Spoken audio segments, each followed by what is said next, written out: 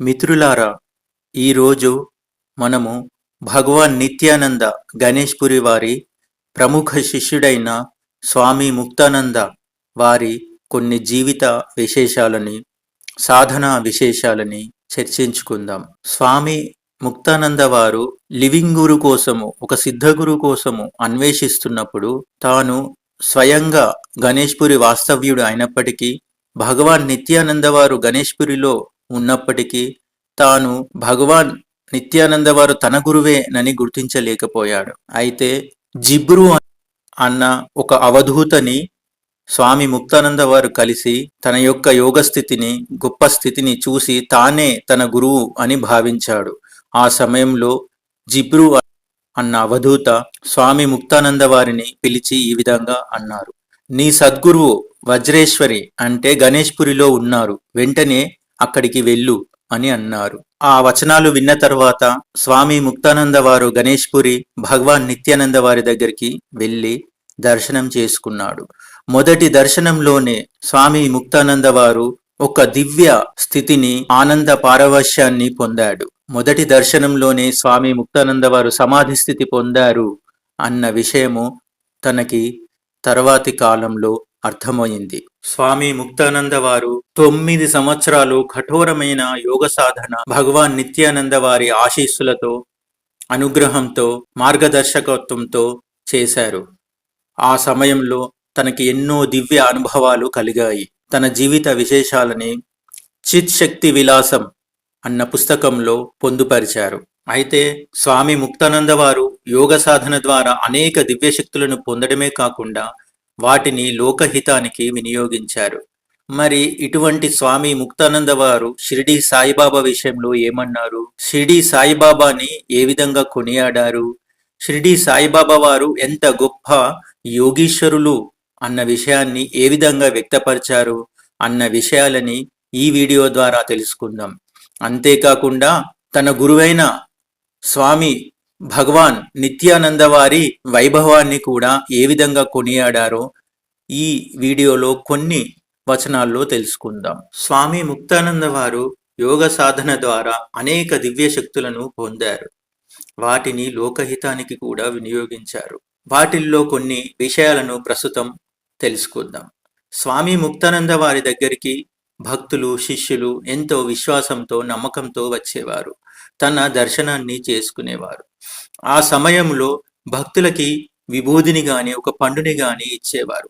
అది స్వీకరించిన వెంటనే వారికి రోగాలు, కష్టాలు తొలగిపోయిన సంఘటనలు ఎన్నో తన జీవిత చరిత్రలో పొందుపరిచారు. మరికొన్ని విషయాలు తెలుసుకుందాం. స్వామి ముక్తానంద వారికి ఒక విశిష్టమైన సిద్ధి కలిగింది. సర్వ సమభావం అంటే చెట్లు, పశువులు, పక్షులు, క్రూర జంతువులు, సమస్త జీవరాశిలో ఒకే పరమాత్మ స్వరూపాన్ని ఆయన ప్రత్యక్షంగా అనుభూతిని పొందేవారు. స్వామి ముక్తానంద వారికి ఎంతో మంది విదేశీ భక్తులు కూడా ఉన్నారు. విదేశీ పర్యటనలో తను ఎన్నో దివ్య లీలలను కూడా ప్రకటించేవారు. అయితే వాటిలో ఒక విషయాన్ని మనము ఇప్పుడు చర్చించుకుందాం. తాను విదేశీ పర్యటనలో సమయంలో ప్రముఖ శాస్త్రవేత్త, మనకందరికీ తెలిసిన ఆల్బర్ట్ ఐన్స్టీన్ యొక్క మనువడు స్వామి ముక్తానంద వారిని దర్శించారు. స్వామి ఆ వ్యక్తిని స్పర్శించగానే అతనికి దివ్య జ్యోతి అనుభవమైంది. అనంతరం అతడు స్వామి ముక్తానంద వారు సాధారణ యోగి కాదు, మహాయోగి అని తన అనుభవాన్ని వెల్లడించారు. మరో సందర్భంలో పుట్టుకతోనే అంధుడైన ఒక బాలుడిని వారి యొక్క తల్లిదండ్రులు స్వామీజీ వద్దకి తీసుకువచ్చారు. ఆ తరువాత ఒక ఆశ్చర్యకరమైన సంఘటన జరిగింది. ఆ బాలుడిని స్వామి ముక్తానంద వారు చేతిలోకి తీసుకొని తన యొక్క చేతితో 2 కండ్లను స్పర్శించాడు. అంతే, వెంటనే తనకి చూపు రావడం జరిగింది. కొన్ని రోజుల్లో పరిపూర్ణమైన దృష్టి కలిగింది. అంటే పుట్టుకతో అంధుడైన ఆ బాలుడికి చూపును ప్రసాదించారు. స్వామి ముక్తానంద వారు వివరించిన మరో అద్భుతమైన ఆధ్యాత్మిక అనుభవాన్ని తెలుసుకుందాం. తాను నిరంతరము ఒక నీల జ్యోతిని దర్శించేవారని, దానినే నీల బిందువు లేదా నీల పురుషుడు లేదా నీలేశ్వరి అని సంబోధించేవారు. తన యొక్క సర్వ సాధనలకి దివ్య అనుభవాలకి, ఎన్నో సిద్ధులకి, ఎన్నో శక్తులకి, మరెన్నో లోకాల పర్యటనకి, ఆ దివ్య లోకాల్లో తను ఆ లోకాల లోకాలలోని ఉన్న దేవీ దేవతలను దర్శించుకునే విషయంలో ఈ నీల జ్యోతి, నీల బిందువు తనకు సహకరించిందని తన జీవిత చరిత్రలో చిత్ శక్తి విలాసంలో వివరించడం జరిగింది. ప్రస్తుతం ఆ విషయం చర్చించుకుందాం. ఒకసారి తనకి ధ్యానంలో విశేషమైన అనుభవం కలిగింది. తాను తన యొక్క సూక్ష్మలోకం, తన యొక్క సూక్ష్మ శరీరం సిద్ధలోకానికి వెళ్ళింది. ఆ సిద్ధలోకంలో కబీర్ దాస్, జ్ఞానేశ్వర్ మహారాజ్ మరియు మరెందరో సిద్ధ పురుషుల దర్శనాన్ని తాను పొందాడు. ఆ సమయంలో షిరిడీ సాయిబాబా వారు కూడా ఒక సాధారణ ఫకీరు రూపంలో కనిపించారు.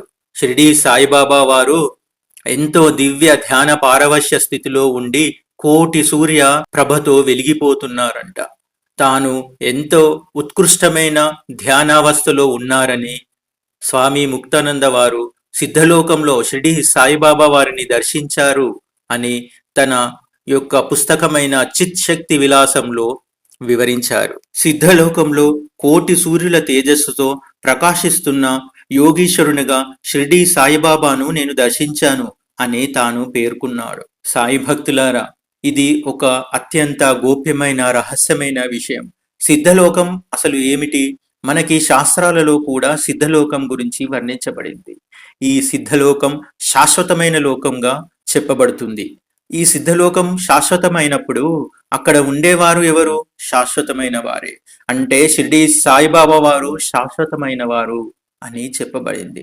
శాశ్వతమైన వారు కాలానికి అతీతంగా ఉంటారు, కుల మతాలకి అతీతంగా ఉంటారు.